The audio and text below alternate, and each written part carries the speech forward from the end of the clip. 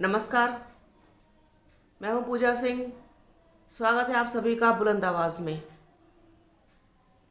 आज जिस टॉपिक पर मैं बात करने वाली हूं वो इस वक्त पूरे देश में सुर्खियों में छाया हुआ है। श्रद्धा मर्डर केस। उसके ही प्रेमी आफताब ने बड़ी ही बेरहमी के साथ श्रद्धा का कत्ल कर दिया। उसने न सिर्फ श्रद्धा का कत्ल किया बल्कि उसके विश्वास, उसके प्यार, उसके जज्बातों का भी कत्ल किया। इस केस को सुनने और पढ़ने के बाद, देखने के बाद तमाम तरह के वीडियोस वायरल हैं। मेरे जहन में सिर्फ एक बात ये चल रही है कि इस तरह के केसों की पुनरावृत्ति आखिरकार कब तक होती रहेगी। बड़ा सवाल है। इससे पहले राजेश गुलाटी ने देहरादून में, जो कि एक सॉफ्टवेयर इंजीनियर था, अपनी पत्नी अनुपमा गुलाटी को भी इसी तरीके से मार दिया था। अब बहुत साल पहले की अगर बात करें तो सुशील शर्मा नाम के व्यक्ति ने अपनी पत्नी नैना साहनी को भी शक की बिना पर उसका बड़ी बेरहमी से कत्ल करके उसे तंदूर के हवाले कर दिया था, जिसे तंदूर कांड का नाम दिया गया। अब सवाल ये उठता है कि इस समाज में सुशील शर्मा, राजेश गुलाटी, आफताब पूनावाला, ये आखिरकार कब तक रहेंगे, कब तक जिंदा रहेंगे और कब तक इसी तरीके से लड़कियों के, महिलाओं के छोटे छोटे टुकड़े करके, कभी तंदूर में तो कभी फ्रीज में, कभी फ्रीज़र में और कभी जंगलों में, कभी सूटकेस में ऐसे फेंकते रहेंगे। मैं पूरी घटना को यहाँ पर दोहराना नहीं चाहती क्योंकि वो सब जानते हैं, सब सुन चुके हैं कि क्या हुआ, किस तरह से हुआ। अब सवाल ये उठता है कि क्यों हुआ। पूरी घटना के प्रति मेरे मन में एक गुस्सा और आक्रोश भी है और दर्द और पीड़ा भी है। दर्द और पीड़ा इसलिए है कि एक लड़की जो आपसे प्यार करती है, आप पर विश्वास करती है, आपके साथ, अपने माँ बाप के साथ बगावत करती है, अपना शहर छोड़ती है और आपके साथ पीछे पीछे चली आती है और ठीक 10 दिनों बाद आप उसको इस बेरहमी के साथ कत्ल कर देते हैं। अनुपमा गुलाटी, जो कि उसकी प्रेमिका भी नहीं थी, पत्नी थी राजेश गुलाटी की, उसका अफेयर कहीं और चल रहा था। राजेश गुलाटी का पत्नी को पता चल गया। इसी सब के चलते उसने अपनी पत्नी को बेरहमी से मार दिया। नैना साहनी भी शक की ही भेंट चढ़ गई थी। अब सबसे बड़ा सवाल ये उठता है कि आखिरकार लड़कियों में, महिलाओं में जो मेरा गुस्से का कारण है वो ये है मेन कि ये समझ कब आएगी आखिरकार कि कौन व्यक्ति हमारे लिए अच्छा है, कौन व्यक्ति हमारे लिए बुरा है, उसके इरादे क्या हैं या आगे चल के क्या हो सकते हैं। अगर आप किसी की पत्नी हैं तो ये कोई ज़रूरी नहीं है कि आप किसी भी पुरुष के अपने पति के ही आप जुल्म सितम को आप बर्दाश्त करती रहे, उसकी जायज़ नाजायज़ हरकतों को आप बर्दाश्त करती रहे, उसके साथ जो है वो आपके साथ अगर मार पिटाई कर रहा है, घरेलू हिंसा कर रहा है, आपको तरह तरह की यातनाएं दे रहा है तो आप उसको बर्दाश्त करती चली जाए। इसके अलावा भी एक रास्ता और बचता है कि उस व्यक्ति को छोड़ दिया जाए, संबंध खत्म कर लिए जाए उसके साथ।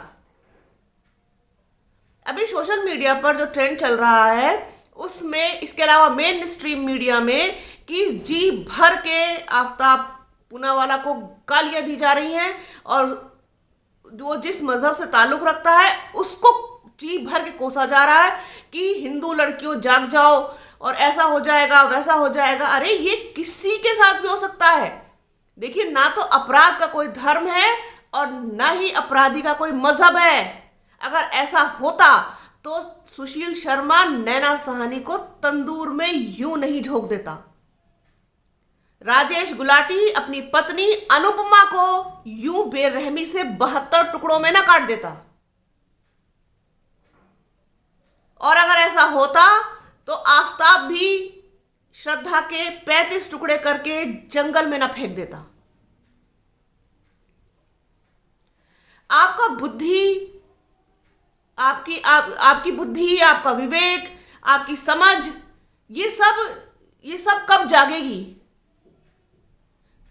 जी भर के लिव इन रिलेशनशिप को कोसा जा रहा है, लव मैरिजेस को कोसा जा रहा है और तमाम चीजों को कोसा जा रहा है कि जो सोसाइटी में हमारे हो रही हैं। इन सब घटनाओं से कहीं तक भी ऐसा मैं मानती हूं कोई लेना देना नहीं है। जिसे जो अपराध करना है वो करेगा। और कुछ चीजें आवेश में आकर के हो जाती हैं, कुछ चीजें गुस्से में हो जाती हैं जिसका पछतावा बाद में इंसान को होता है। लेकिन उस क्षणिक जब गुस्सा आता है तो उस पर कंट्रोल कर लेना ही उस समय हमारे विवेक का परिचय देता है, हमारी बुद्धि का परिचय देता है। क्या ये सब घटनाएं या ये सारी यातनाएं महिलाओं को सिर्फ लिव इन रिलेशनशिप में ही मिलती हैं या किसी रिलेशनशिप में प्रेम संबंध में रहने पर ही मिलती हैं या फिर शादी के बाद भी मिलती हैं? ये बताने की जरूरत नहीं है। हमारे देश में एक अलग विषय है, अलग एक बहुत ब्रॉड और डीप टॉपिक है कि हमारे देश में जो महिलाएं हैं वो कितनी ज्यादा और किस हद तक घरेलू हिंसा का शिकार हैं। कतई भी बताने की जरूरत नहीं है, आंकड़े सब बताते हैं। तो आवाज उठाइए। आवाज उठाने का मतलब यह है कि सबसे पहले तो आपको किसी भी रिलेशन में आने के बाद ऐसा तो है नहीं है कि एक ही दिन में आफताब ने उसका एक दिन में दोस्ती हुई, एक दिन में उसको प्यार हुआ और एक दिन में उसका कत्ल कर दिया।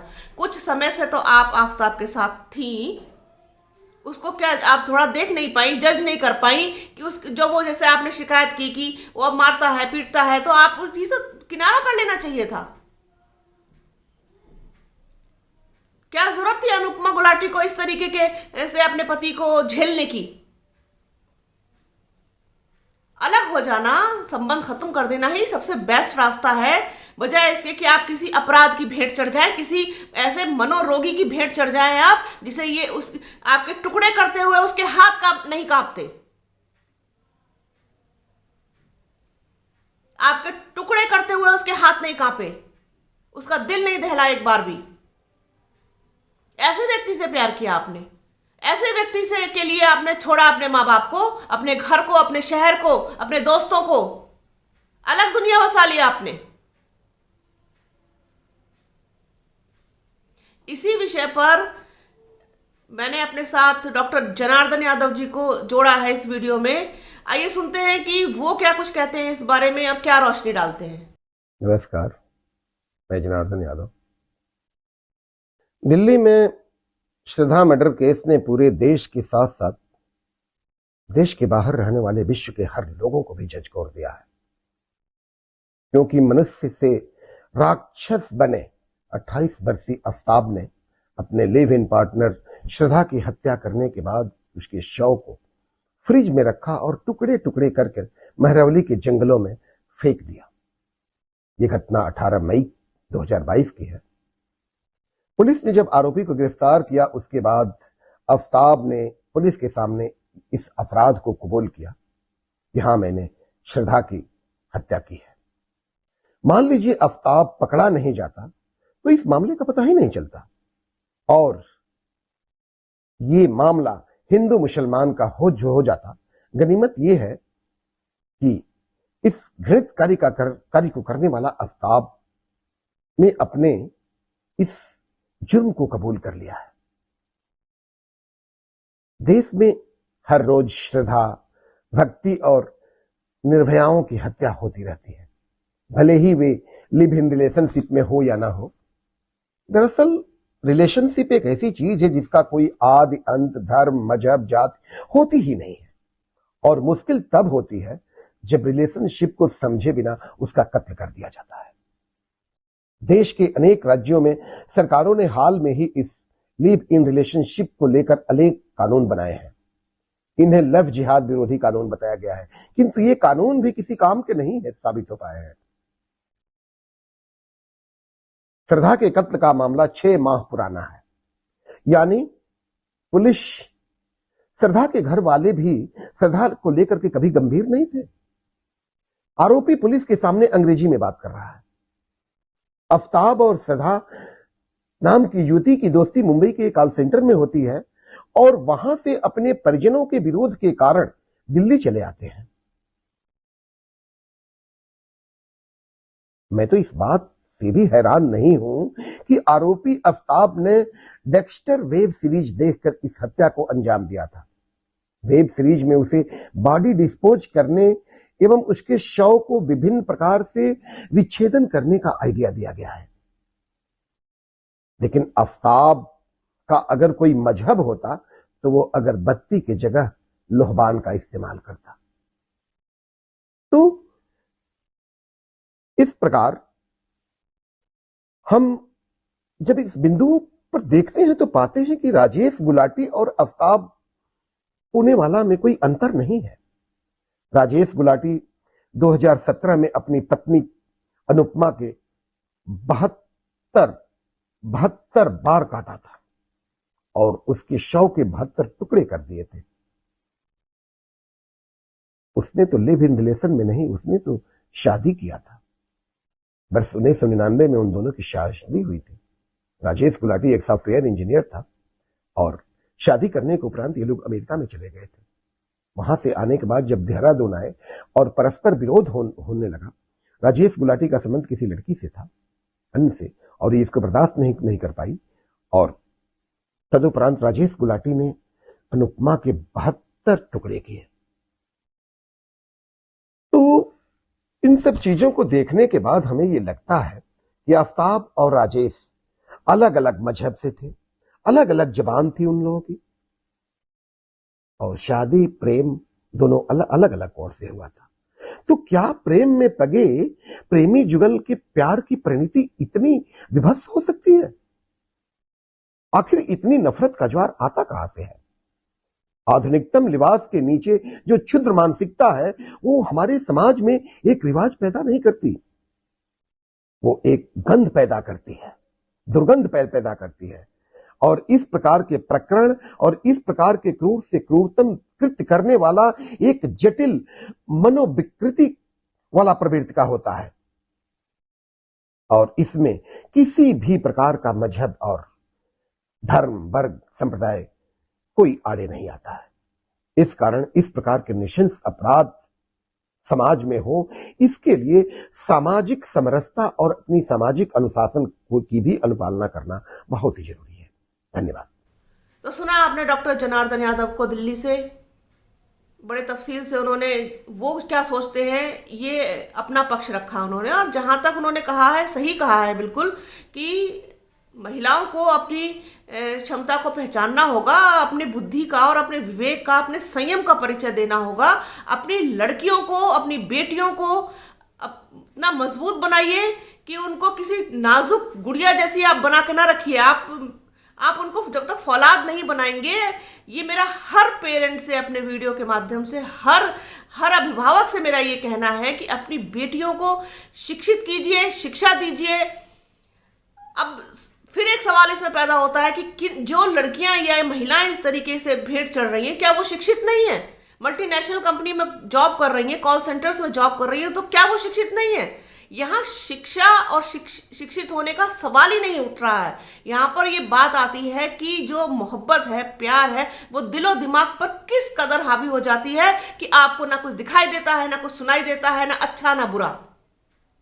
तो जो एक इमोशनली जो लड़कियां कमजोर होती हैं, उनको वो मजबूत करने की जरूरत है। वरना किसी भी डॉक्टर ने या किसी वैद्य ने या किसी नीम हकीम ने नहीं बताया है कि आप जाके किसी आफ्ताब से प्यार करें या आप किसी अरशद से प्यार करें या सो कॉल्ड वटेवर, किसी से भी आप प्यार करें। आपको पहले खुद इमोशनली बहुत स्ट्रांग होना पड़ेगा, बहुत ज्यादा अपने आप पर कंट्रोल करना पड़ेगा कि हमारे लिए कौन आदमी, कौन व्यक्ति सही है या नहीं है, हमारे साथ किस तरीके का बिहेव कर रहा है, व्यवहार कर रहा है, हमें इसके साथ अपना रिलेशनशिप कंटिन्यू करना है या नहीं करना है। ये टोटल आपका निर्णय होना चाहिए, ये टोटल आपके ऊपर डिपेंडेंट होना चाहिए कि आप किस तरीके के व्यक्ति के साथ रिलेशनशिप में हैं। अच्छे और बुरे इंसान, बिल्कुल मैं ये नहीं कहूंगी कि किसी एक धर्म में होते हैं या किसी एक मजहब में, हर जगह होते हैं, हर जगह नहीं भी होते हैं। इसका किसी भी धर्म से या मजहब से कोई लेना देना कहीं से कहीं तक नहीं है। और जिस तरीके से मीडिया में, मेन स्ट्रीम मीडिया में इसको लेकर चिल्लम चिल्ली मची है, धर्म को लेकर, धर्मांतरण को लेकर के, ये उस तरीके का कोई भी कहीं भी ये इस तरीके के केसेस नहीं है। क्योंकि आफताब तो शादी से इनकार कर रहा था। अगर वो कहता कि मुझसे शादी करो, जबरन ये धर्म अपनाओ और ये करो वटेवर, तो मामला दूसरा होता। यहां सिर्फ उसकी मनोदशा जो थी और जो विकृति थी वो उसने पूरी तरीके से दर्शाई है। और ये कोई भी दर्शा सकता है। इसमें इतना शोर शराबा मचाने की ना कोई ठोस कारण है, ना वजह है। हमें किसी भी रिलेशनशिप में अगर कोई, मैं महिलाओं के लिए भी यही बात कहूंगी और पुरुषों के लिए भी कहूंगी कि अगर दोनों में से कोई भी आपको सही नहीं लग रहा है और आपको उस मेंटल स्टेज पर पहुंचा रहा है जो आप बर्दाश्त नहीं कर पा रहे, तो उस रिश्ते से बाहर निकल जाना ही एक बेहतर विकल्प है किसी के लिए भी। तो अपनी बुद्धि का, अपने विवेक का, अपने संयम का परिचय दीजिए, सही समय पर सही डिसीजन लीजिए और बचिए ऐसे लोगों से और ऐसे रिलेशनशिप से। और निश्चित रूप से माता पिता आपके अपने होते हैं, भाई बहन आपके अपने होते हैं, ये कहीं इसमें कोई दो राय नहीं है। लेकिन किसी भी ऐसे रिश्ते को आप बिल्कुल भी बेवजह ना तो सहन कीजिए, ना उसका भार उठाइए कि जिसको सहन करने के लिए आपकी अंतरात्मा गवाही नहीं दे रही है या गवारा नहीं कर रही है। तो बजाय इस पर बहुत कोई ड्रामा क्रिएट करने के या कोई और पूरी फिल्मी स्टाइल में इसको वो क्रिएट करने की बजाय इस पर बहुत ज़्यादा गंभीर रूप से चिंतन करने की आवश्यकता है कि इस तरीके की मनोवृत्ति आखिरकार आ कहाँ से रही है और लड़कियां और महिलाएं इस तरीके के लोगों को बर्दाश्त आखिरकार क्यों कर रही हैं। और इसी तरह के तमाम मुद्दों के साथ मैं अपने वीडियोस आपके सामने लाती रहूंगी। बुलंद आवाज को लाइक कीजिए, शेयर कीजिए और सब्सक्राइब कीजिए ताकि आप सच सुन सकें और सच आप तक पहुंच सके, क्योंकि बुलंद आवाज हमारी और आपकी आवाज है। फिर मिलूंगी आपसे जल्दी एक नए विषय के साथ, एक नए वीडियो के साथ। तब तक के लिए जय हिंद।